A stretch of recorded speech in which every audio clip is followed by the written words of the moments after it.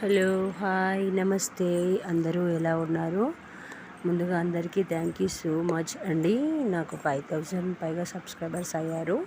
ఇలాగే నా ఛానల్ని చూస్తూ ఉండండి. నేను ఈరోజు చిన్న మినీ వ్లాగ్ చేశా.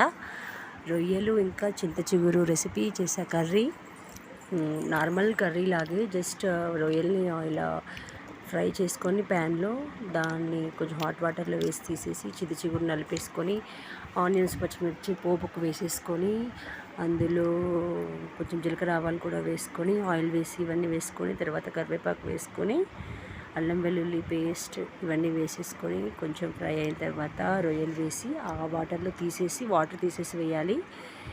అందులో వేసేసుకొని మంచిగా కలిపేసుకొని కొంచెం ఫ్రై అయ్యాక చింత చిగురు కూడా వేసేసుకోవాలి. కాకపోతే చింత చిగురు బాగా మగ్గించనక్కర్లేదు. నాకు ఆనియన్స్ది వీడియో క్లిప్ మిస్ అయింది, అందులో యాడ్ చేసా.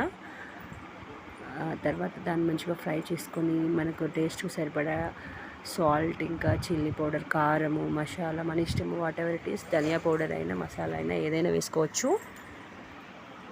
ఇలా వేసుకొని మంచిగా ఫ్రై చేసుకొని ఫైనల్గా కొత్తిమీర వేసేసుకొని దింపేసుకుంటే చాలా బాగుంటుందండి. ఇది ఈ సీజన్లో దొరుకుతుంది మనకు జూన్ వరకు. Thank you watching my channel అండి.